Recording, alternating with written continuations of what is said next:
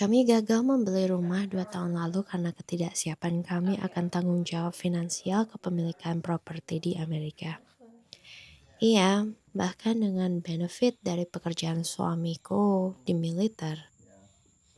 Iya, memang gaji kami kecil untuk ukuran di Amerika. Secara umum, gaji yang dihasilkan suami jauh dari kata hidup nyaman untuk ukuran orang-orang di Amerika, apalagi dengan kehidupan luxury yang kami punya, yaitu aku yang memilih jadi ibu rumah tangga profesional. Jadi nggak ada duitnya. Namun dengan berbekal good budgeting, hidup frugal aka mengalokasikan uang gaji secara signifikan untuk tabungan dan dengan tidak lagi memiliki kebiasaan spending atau buang-buang uang bahkan untuk hal-hal kecil. Maka tahun ini akhirnya kami bisa beli rumah pertama kami di Amerika.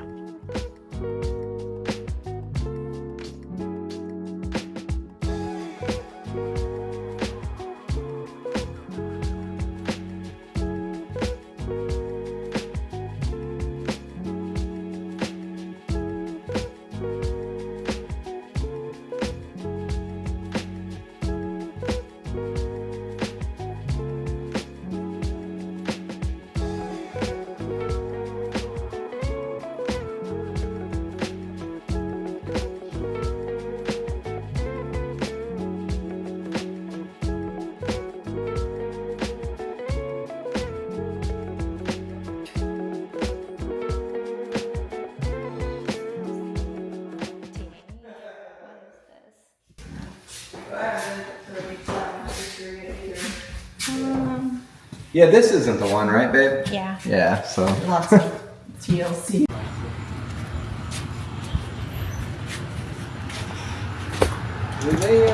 They're still here, Termasuk nggak? Yeah, they were here. Hai sweet friends, aku Raisa Moore, ibu dari 3 anak yang tinggal di Amerika. Selamat datang di channel ini yang membagikan tentang segala hal, bagaimana menjadi ibu rumah tangga yang sukses, hidup sehat, tapi tetap hemat, dan bagaimana bisa support satu dengan yang lainnya. Di video ini aku akan membagikan tentang bagaimana akhirnya kami bisa membeli rumah dari mengajukan kredit, memilih realtor atau perantara, dan yang menurutku paling fun adalah memilih rumah.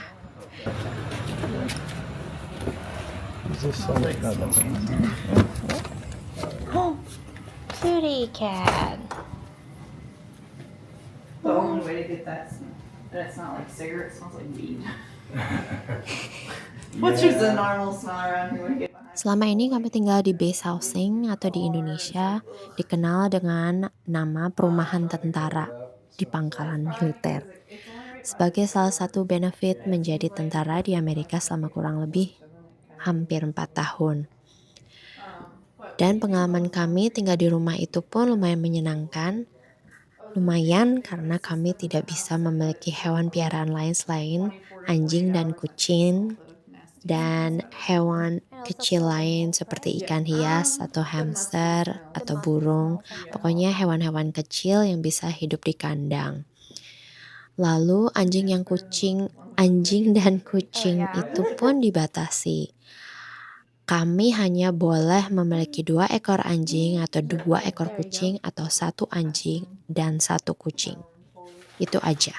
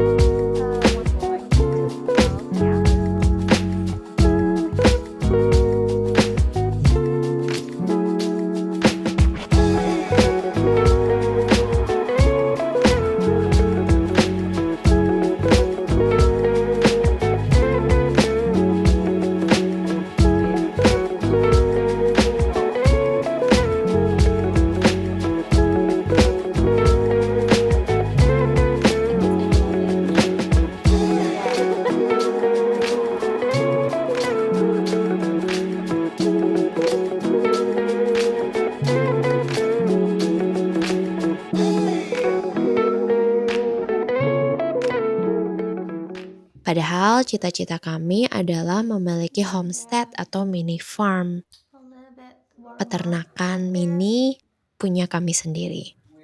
Kami mau punya kebun dengan berbagai macam sayur dan buah-buahan. Lalu kami mau punya ayam, punya bebek, punya kambing, punya kelinci, domba, burung puyuh, babi, keledai, kalau bisa sapi susu, kuda, apalagi. Lalu binatang-binatang ini dilarang di perumahan di dalam pangkalan militer tersebut. Oh yeah, sorry. Jadi, langkah pertama yang kami ambil adalah kami saving atau menabung. Klise, tapi ini hal yang pasti harus dilalui kalau mau punya rumah.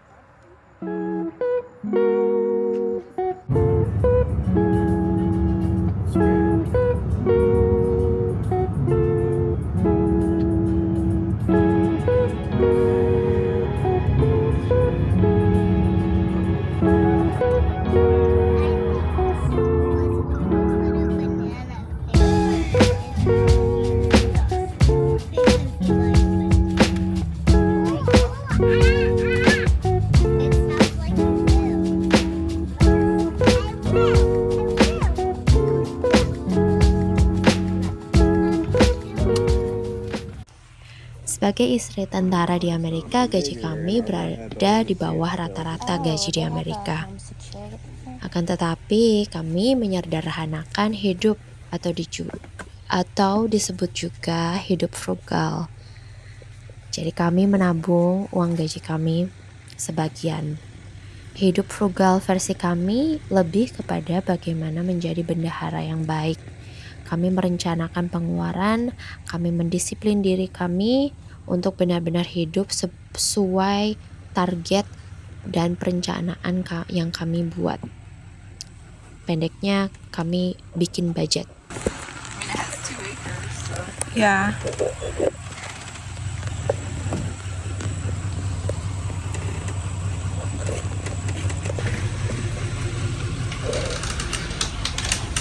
This is your laundry room.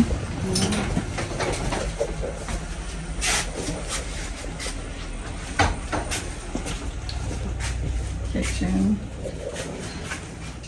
Should I close this or? Yeah, Keys in the. Yeah, you're fine. I just left it there, so I can lock it back up when we go. It's easier to do that sometimes.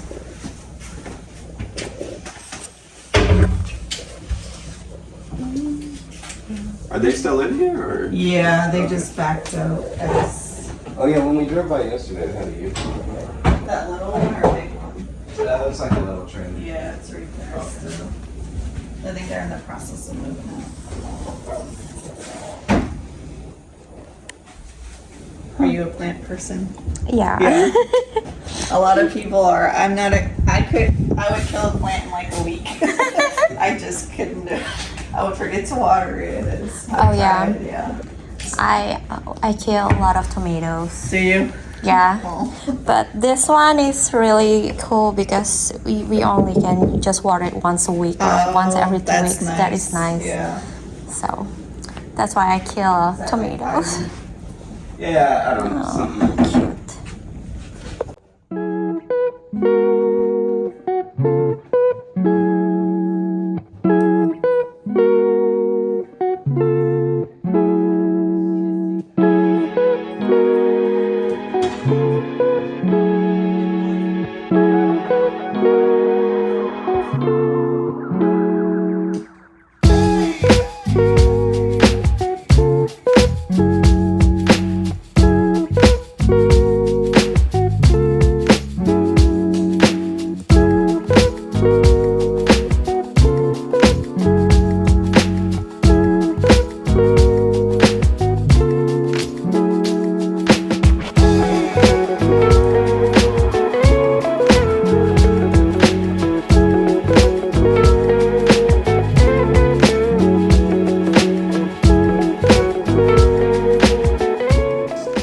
Sebenarnya budgeting yang kami lakukan saat itu bukan karena ingin membeli rumah, tetapi kami mau hidup lebih sehat dan dengan mengganti diet kami ke bahan makanan yang organik.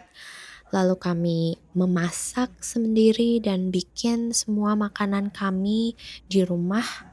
Lalu kami juga beralih dari diet biasa ke diet yang carnivore base. Lalu beralih lagi ke ancestral diet ancestral diet. Intinya kami mau lebih bertanggung jawab terhadap kesehatan kami dan juga secara finansial.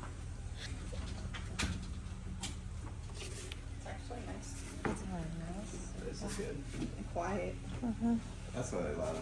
I mean, yeah, the hour drive sucks, but I mean, once you get out here, it's like, Being in the military raised, it's like it really proves like we were at Hasbro Station in St. Pete, but we lived on.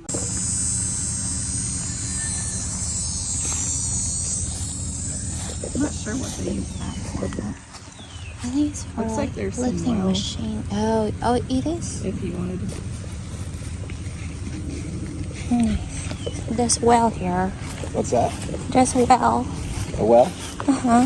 So you can pump that water out.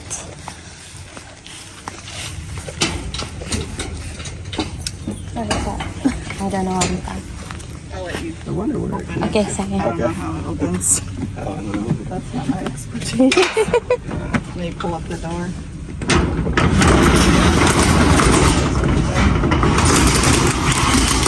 Oh, nice. Put all the surfboards in here. Yeah. Langkah kedua, setelah kami memiliki cukup saving, kami mengajukan kredit. Sebagai tentara di Amerika, suamiku berhak mendapatkan benefit membeli rumah tanpa membayar uang muka atau DP yang biasanya sebesar 15-30% dari harga rumah, tergantung di mana state kalian tinggal. Akan tetapi pada saat pengajuan kredit, pemberi pinjaman akan melakukan pengecekan kredit skor. Semakin kredit skornya tinggi, semakin tinggi pinjaman yang akan diberikan. Dan lebih mudah di dalam proses pengajuan kreditnya atau proses loan-nya. Grapes, but it's not ripe yet. Yeah. Grapes got leaves like that. Yeah. It's a vine, yeah. Let's see. Another house. This one have basketball. Oh.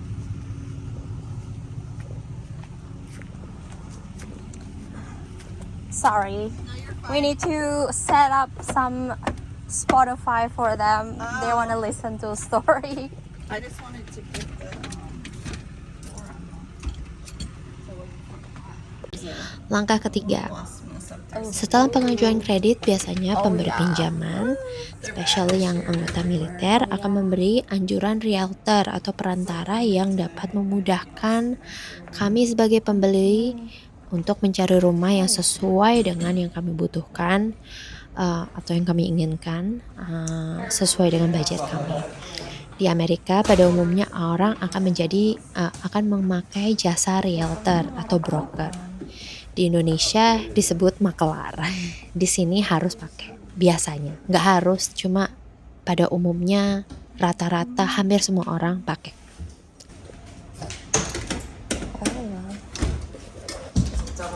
Double oven bag. That's nice. You know it. I love baking.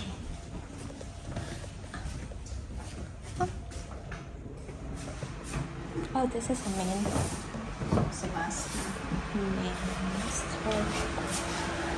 Oh, It's on. nice.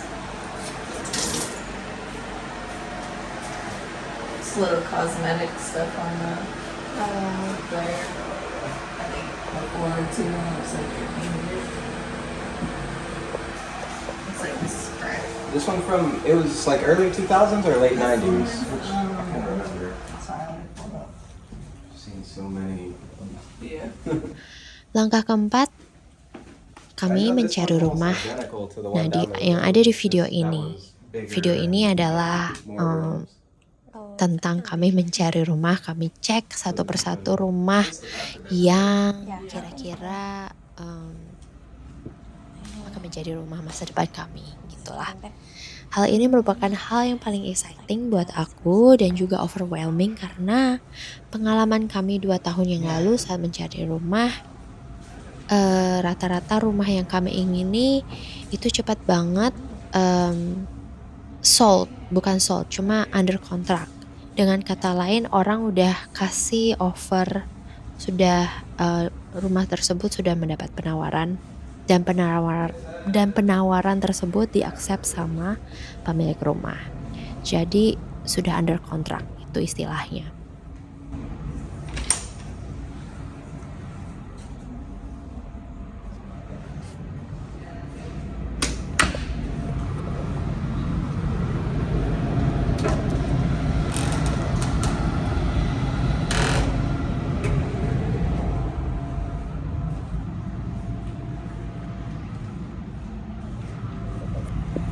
Inspector, that's why we get home inspections done because that's their expertise and stuff.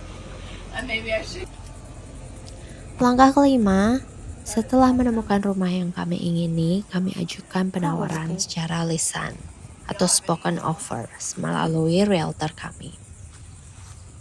Sepulang dari cek rumah, realtor akan memasukkan offer resmi dan kami menunggu apakah offer tersebut disetujui penjual atau tidak. Pada saat kami mengajukan offer, penjual rumah itu sebenarnya sudah menerima tawaran lain. Bukan menerima, cuma sudah ada tawaran lain yang masuk. Tapi dia belum deal, belum setuju. Jadi penawar satu itu menjadi kompetitor kami. Tapi puji Tuhan, penjual rumahnya memilih untuk accept penawaran kami. Jadi kami yang bisa mendapatkan rumah ini. Langkah ke-6. Setelah menerima dan menyetujui tawaran dari kami,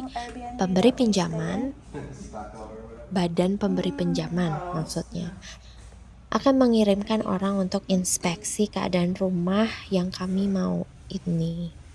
Dan dari hasil inspeksi tersebut akan dilihat apakah rumah tersebut memiliki masalah. Misalnya apakah atapnya ada yang bocor, ada yang miring, ada saluran air atau saluran yang mampet, atau memiliki ada yang leaking. Apakah ada kamar yang tidak berventilasi, bagaimana masalah kelistrikan, apakah semuanya bagus atau ada yang harus diperbaiki dan sebagainya. Lalu hasil inspeksi tersebut diserahkan ke appraisal untuk ditinjau kembali apakah rumah dan segala masalahnya yang ada di dalam rumah ini pantas dihargai sebesar harga jual yang diinginkan oleh penjual. Kalau hasilnya lebih tinggi, itu berita bagus, berarti kami sebagai pembeli akan diuntungkan. Kalau lebih rendah, kami harus kembali ke penjual untuk diskusikan harga. Apakah penjual bersedia menurunkan harga rumah karena pemberi pinjaman hanya akan memberikan pinjaman sejumlah yang diberikan oleh appraiser itu. Dalam tahap ini, rumah berubah status dari available menjadi under contract. Artinya, sedang dalam proses pembelian meskipun belum terjadi transaksi. Langkah ke-7, closing, yaitu penandatanganan berkas-berkas pembelian rumah di attorney atau pengacara sebelum akhirnya pindah tangan ke kami. Dan akhirnya kami bisa pindah ke rumah yang baru. Okay, thank you for watching today's video, dear sweet friends. Semoga video kali ini bisa menjadi motivasi dan menambah pengetahuan untuk kita semua. Jangan lupa like dan subscribe channel ini untuk konten-konten motivasi dan tips untuk hidup frugal, hidup holistik, hidup sehat lainnya. Sampai jumpa di videoku selanjutnya, sweet friends. Bye.